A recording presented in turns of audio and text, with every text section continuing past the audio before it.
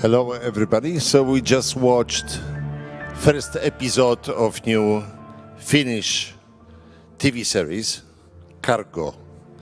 And I'm very pleased to present to you the creators of this series, which are with us only virtually, but they are like with us because they are on Zoom. The most important people who created this show. We have not many minutes, so I will try to speak much faster, but if in any moment you want to ask questions or give your remarks, I will try to see you through the lights. My name is Dariusz Jablonski. I'm Polish producer and Vice President of European Producers Club. So we can greet the creators of the show. First of all, Matti Kinnunen, creator, screenwriter and director. You have him on the screen and he hears you, so we can clap, definitely. Hello. Hello. And we have Tarja Kilme, screenwriter. Tarja, you have to say something that we can see you. Bonjour. Bonjour. Okay, Bonjour, it was good French from Helsinki. Johannes Holopainen, the actor, the main role, the brother, the elder brother. Johannes, are you there? I'm here. Bonjour. Okay. So this is the only person you saw already for the last 50 minutes. And Jarmo Lampela, head of drama of the broadcaster. Ile, Jarmo, please show up. Hyvää iltapäivää. Tämä on suomen kieltä. Good afternoon. This was Finnish language you just heard in the series also. So I think that this dramatic ending made you a bit silent and thinking about the show because it's dealing with serious subjects. Let's start from the beginning. Matti, because you were the inventor of the story, you started this journey which leads us to today's screening, and I know that you are expecting premiere in Ile this September, 3rd of September this year. Matti, how did you start? How did you invent the story? Well, this has been a long journey. I started this already, let's say 10 years ago. I think it was 2011 when I saw a small piece of news where it was told that the Finnish police had found or had taken a man who had been trying to smuggle people to Finland. They were hidden inside his van, and the police has caught him. And it was a tiny piece of news. And well, I started to create a story.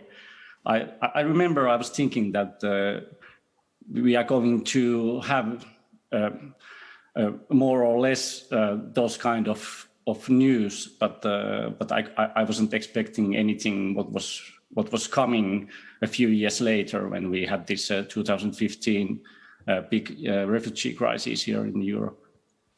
So what was your first plan? Did you plan to make series from the beginning or film? And my first plan was my first plan was to write a 2-episode series, but then the subject became bigger and bigger, and 2 episodes were not enough.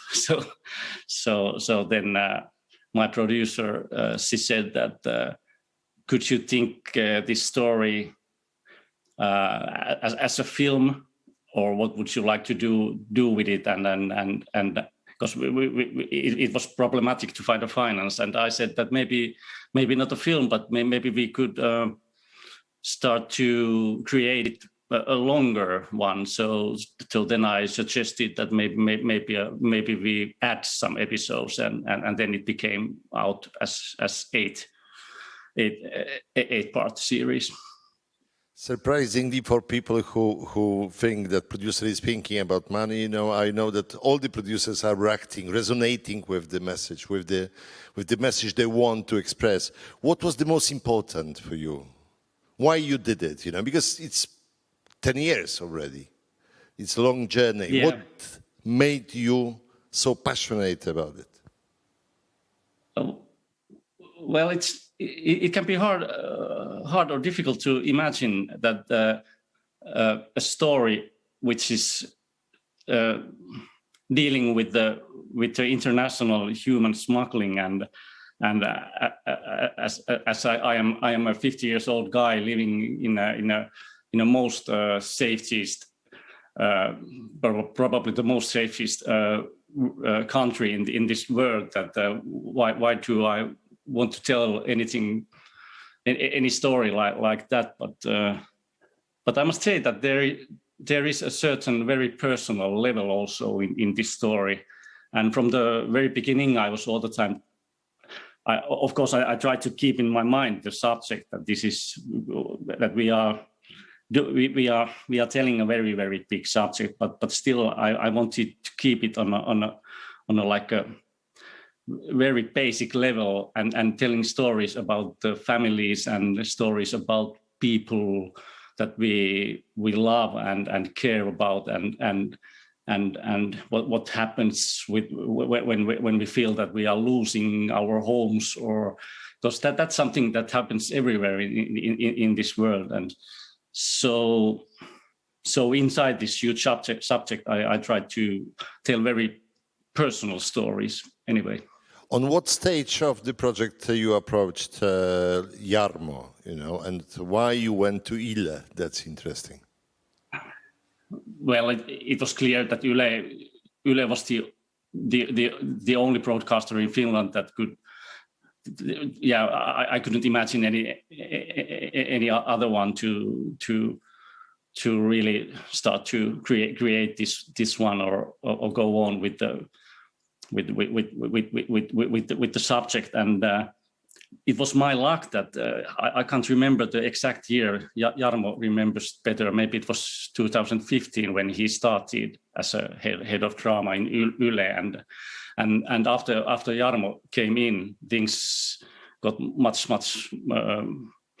more simpler. So it was like the doors opened for us with Jarmo. Let's go to Jarmo then, and let's ask what made him interested. Because it was beginning 2015, Jarmo, it was first year of you, because Jarmo is, if you don't know, Jarmo is scriptwriter and director, but in 2015 he became the head of drama of Yle. So it was one of the very first projects you have chosen, obviously. Yeah, it was one of the first ones with kind of strong international aspect in the story. And definitely one of the key things why I was interested and Yle Bravo interested was Matti's personal kind of touch for the story. And I think Matti didn't say that the family story is also linked to the idea that if I lose my child, it could happen in Helsinki, it could happen in London, that as a parent, you suddenly don't know where your children is going, and there's could be a crowd after the football match or something, and you are so scared. And if something like that happens, it's kind of change your personality. It changes completely your life, even though that you already might have lost your home country and the environment you are living in. But if you lose your loved ones, then you are really alone and you need help. And I think that was kind of things we discussed in the early stages. And in the early stages it was also like a challenge from our side, because the first concept was happening mostly in Finland, and we were interested to kind of challenge Matti to do the research about the human trafficking and smuggling and kind of expand the story out of Finland. What could be the route for the characters? How do they come through Europe? And still the main part of the story happening in Helsinki.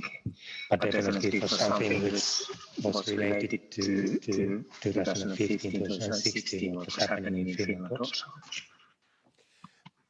We are quite used to see all these people who are going to Europe through the sea in southern countries. We know about Greece, we know about Italy, but what surprises me is that it touches you as well. What is this big issue for Finland? Is this very randomly that that these people are going to Finland, or how big the situation is, and how big problem it causes? I think Matti still remember the statistics of the size of this grey area business, the human trafficking. I think you said like it's between 20 and 30 million euros every year that people kind of are using only to come to Finland, and it's like a small part of the Nordic countries, human trafficking kind of a black market business. Yeah. And it has been on the news for a few years now in Finland. It's kind of human slavery, like there's ethical restaurants who has been caught by using workers from the, for example, Asian countries without salaries, and basically they are slaves in their working places. So we have Matti, who invented the idea, who wants to tell the story personal. Then he approaches you. You are intrigued by this project and you join. You are on the board. So on what stage Tarja joined, and what was your role in creating of the story? I joined like 8 years later than Matti and his team started. So they were already exhausted. So you are a new power. Yeah, I was the new power. I actually started as a story consultant, but I really fell in love with the characters, the Eastern African characters. I've been working there as a veterinarian when I was younger. And so I felt that I knew those kinds of people, and I wanted to raise the question that what would I do if I met these kind of people in trouble? So that's one of the main questions our main characters face during their journey, that how can I act properly when there's a possibility to make money, for example. So in the end, I ended up writing and talking a lot about the character arcs with Matti. Yeah. So you're a so good story consultant that Matti said, okay, but maybe you would like to write with me? Oh, then he just didn't have anybody else. So maybe I was the last straw to hang on. You are very modest, you know, because I was told, and I know that you have another passion in your life, which is by accident, very close to the subject of the story. Can you tell us? Yeah, I was working in Eastern Africa as a young student of veterinary science. So I knew the East African people, Eritrean and Ethiopian people. Did Matti know about it? That was the reason why he invited you to write? No, it was a total surprise. But this is supposed to be universal, so maybe it didn't have any like meaning in the beginning, but it became important for me to start with this journey. How you are looking at the situation of these people who are coming to Finland? You know, are they accepted by the society, or it causes some issues with the acceptance? How it's perceived by Finnish society? I guess it's like in all the Nordic countries that there are people who have for whom it's easier to accept foreign people, and then there are forces that use it as a antagonistic force, that they want to use foreigners as something to profile themselves.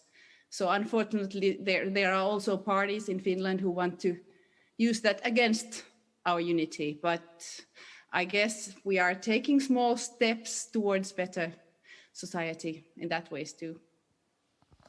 That's very interesting, because every country in Europe is dealing with these issues, and every society has different approach or different reaction. But more or less in every country, it causes some tensions. And if you agree, you know, the story like you are telling can help society to acknowledge it and to get to know more about these people who are coming, right? Yeah, I really do hope that our stories bring these people closer to everyone, so that when they come to their living rooms, you can feel the nightmare. You can be part of the nightmare that happens to them, and maybe the next day you act differently when you meet these people. So let me move now to Johannes, because he took, I would say, very difficult role of a bad hero, at least in what we saw in the first episode. Johannes, how you get to this project? Because we jumped almost 10 years and the production started, and you were giving a proposal. You had read for the first time your role, and what was your impression?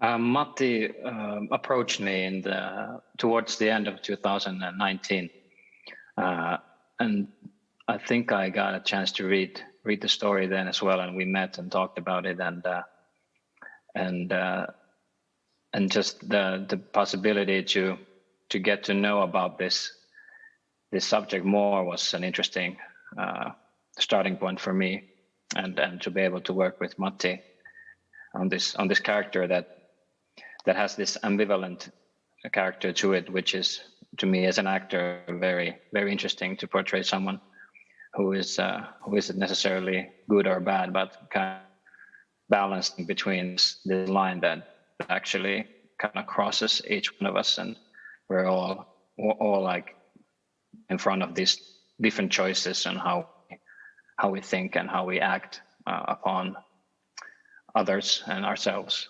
And so that's when it started for me, and then we started shooting in the next spring. So I had some time to dive into to Riku, and also and some of the skills that he has that is like different to my experience, which is cars, for example. How did you build this role? So that's how it started to me. Okay, how did you build your role? You know, how it started. Did you know how you want to play it from the beginning, or you were exploring it? You were discovering your hero with Matti, of course. Yes, well, to me, it's more interesting to make discoveries all the way down the line, and not to decide exactly how it's going to be, but to get as much information as I can about the world where the character lives in, and what are behind the choices, and what are behind these things that he is dealing with, and to understand him as well as I can. And so to me, that is the most joy, is to make these discoveries while shooting, and like while still even watching the show, to make discoveries about the character. So, but what of course, I first find the thing in common with my character, and so with Riku as well. And we have a very, very different backgrounds in our lives and in our like family background. Since I have a very, very stable and happy childhood with my family, and Riku then has like a very unstable life, and he's living without his parents, and has been raising his smaller brother and being as a father figure to him. But I do have a brother, and this was to me a big personal starting point with the character, and I very much based Riku on my big brother, and how he carries this kind of like the first child's responsibility, and I think that is a common thing for every firstborn child in families. And my brother also has children, so that's another thing to observe, how he acts with his kids and takes responsibility, and in a way gives up some of his own dreams to be able to serve and help out his kids. So to me, I saw Riku as making a lot of sacrifices for Joni.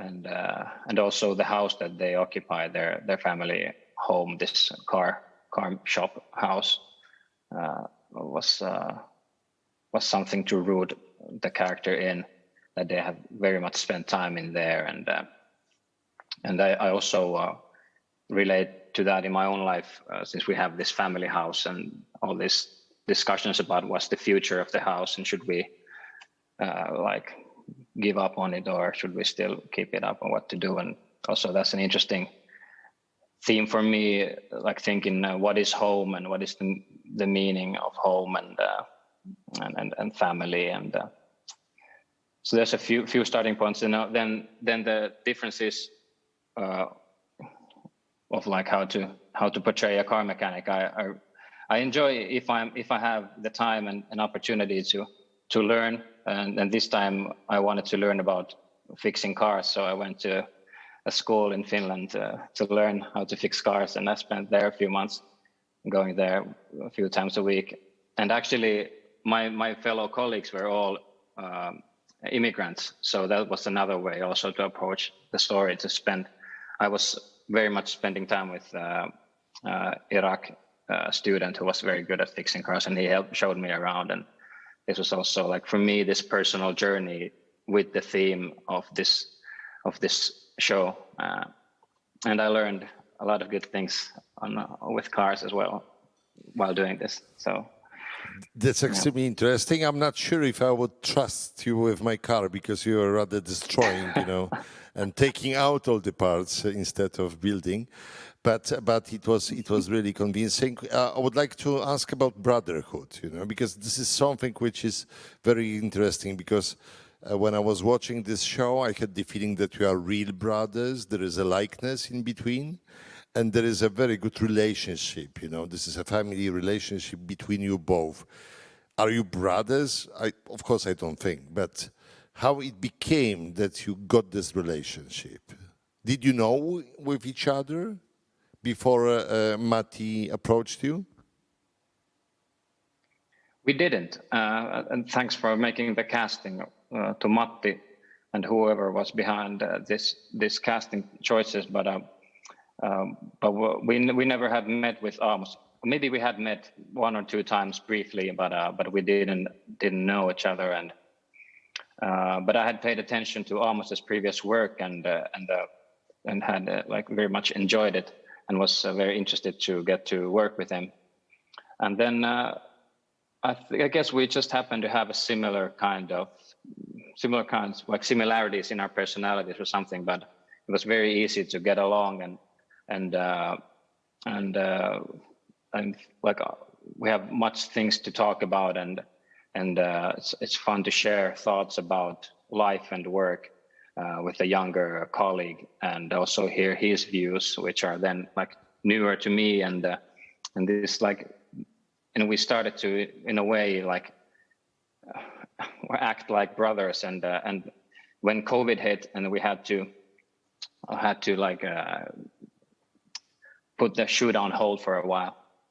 But that was not only an unlucky thing, because that gave Amos and me more time to get to know each other, and we spent a lot of time together during the lockdown, and worked out and did different things, and I think we got in rehearsals, we got the idea with Matti too, somehow to make it as real and to really be like honest about how things feel, and kind of just to trust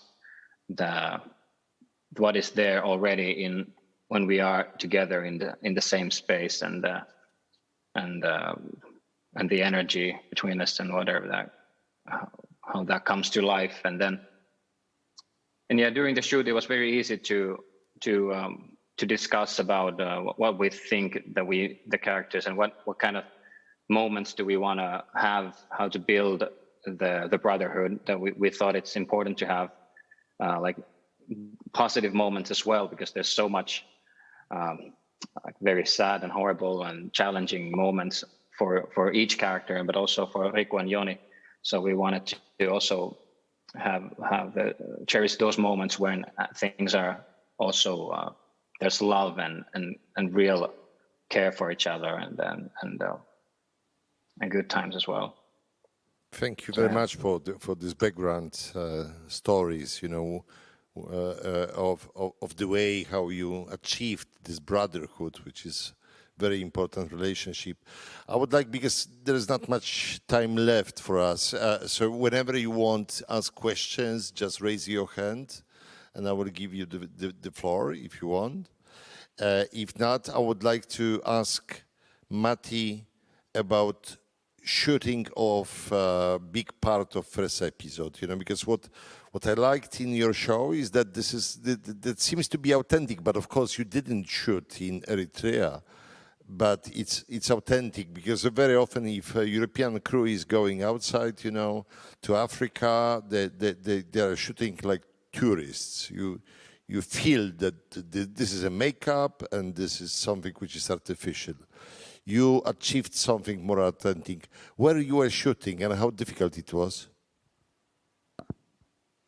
Well, thank you for those kind words.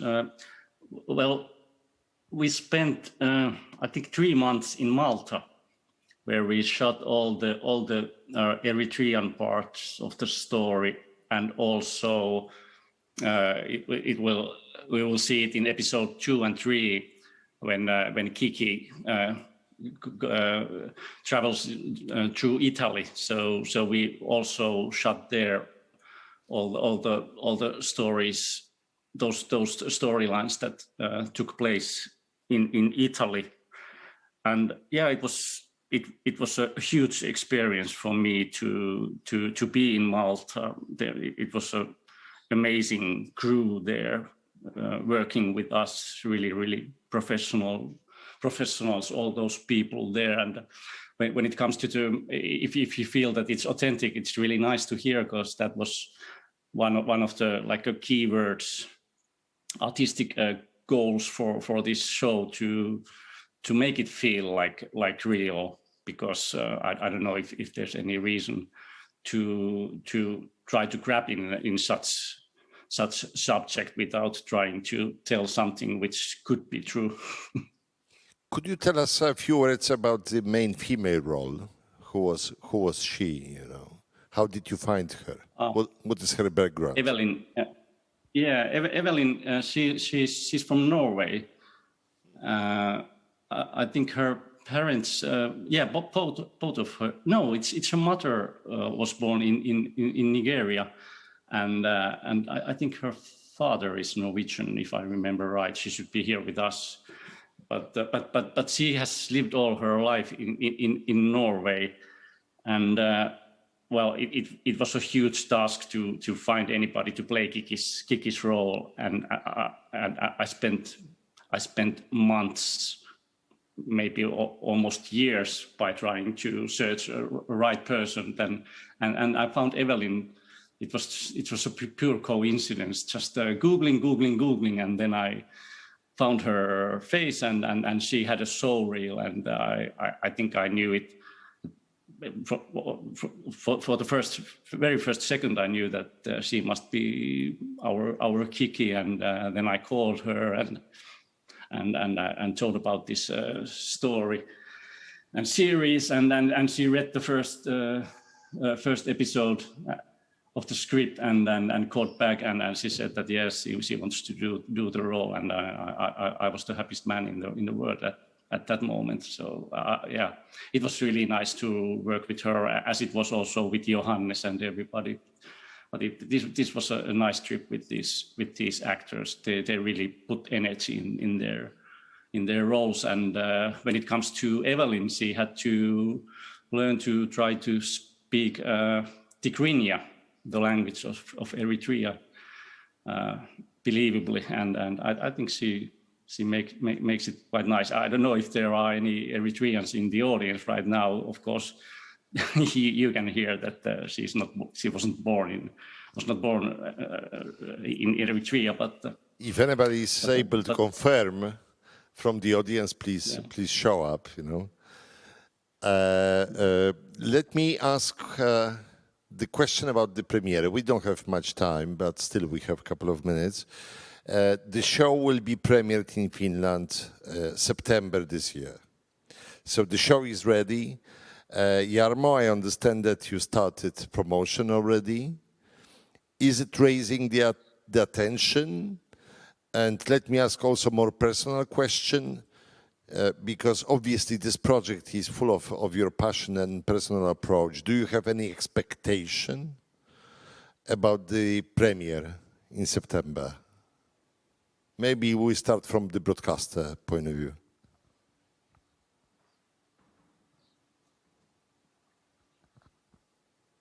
Jarmo, are you still there? Yeah, I came back. Google or something kicked me out. Sorry, I didn't hear the question. My question was dealing with the premiere in September. You know, because it's obvious that you have very personal approach to the project. This is kind of a project which are very close to my heart. You know, shows which are not only entertainment, but engaged shows. Do you have any expectation? What do you think it may happen with your audience, or how they can react in September? You started promotion already. Do you raise interest of media? How it goes? Yeah, I think the last weeks of August will be the weeks when we are promoting mostly the show. But of course, there's some of the teasers already in our Viasat television and on the player.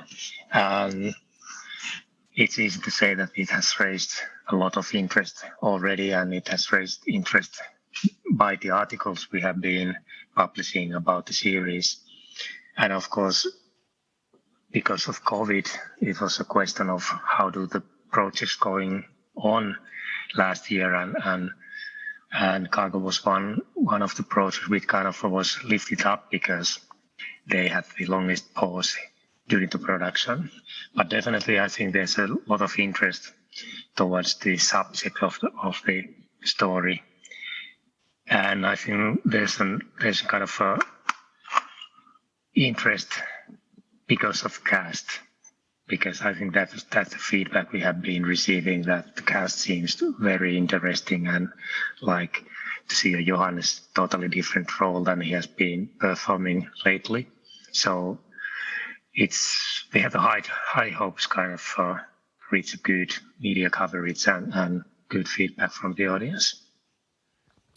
I had the feeling after the first episode, and I watched also second episode, I had the feeling that you will be not treating us very nicely. You know, you are going to say something which is really harsh and sharp.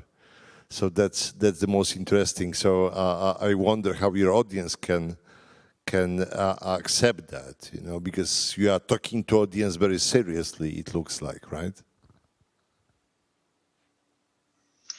Yeah, I think that's one of the things public broadcaster has to do, than not to be too smooth, not to be too kind of comforting if there's a kind of a hard theme in the story. So it should be like sometimes a wet towel to the audience and slap a little bit like look around.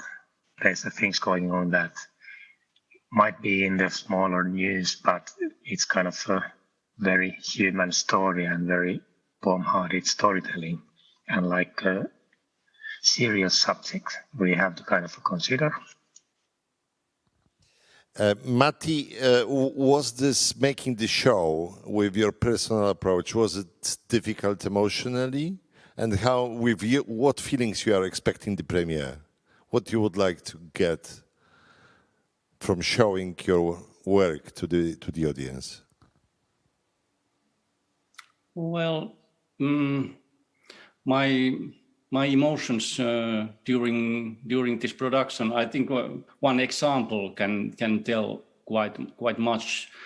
We have like we have now Johannes here with us, so I will use this example. I could name some other ones too, but when we have in the last episode, we have a scene where these brothers are saying goodbyes to each other. I've seen the scene dozens of times, and still every time I see it, I still start to cry when I see the scene, and I think it tells something about how I feel feel with this show. And like Jarmo said, although this is a harsh and like a cruel world that we are telling about, there is a lot of like Jarmo described. It's also warm-hearted and very warm story. So I would like to expect audience to like feel good in the end of the story. It doesn't. There are different ends for our characters. This is not like a happy ending carousel in the end, but some of our characters in the story, that they are getting like a good end for the story, and I think that's also important in this kind of a story. Okay, we have to finish, but I would like to thank you on our behalf to all of you for this work. And to our audience, I would say, Cargo, this is the title. Please remember and try to watch. It seems to me that this is a show where you can be uplifted at the end, maybe, but you'll be sometimes crying, as Matti mentioned. So let's thank to the creators of this great show. We can clap. If you're here, we are clapping to you. Thank you very much, and we wish you all the best in September. And we hope that this show will travel, because it's an extremely interesting show. Thank you very much, Tarja, Johannes, Jarmo, and Matti. Thank you very much for being with us and showing us your work. Thank you. Thank you. Thank you. Thank you. Have a nice weekend. Kiitos. Bye-bye. Bye-bye. Thank you. Bye-bye. Kiitos. Thank you.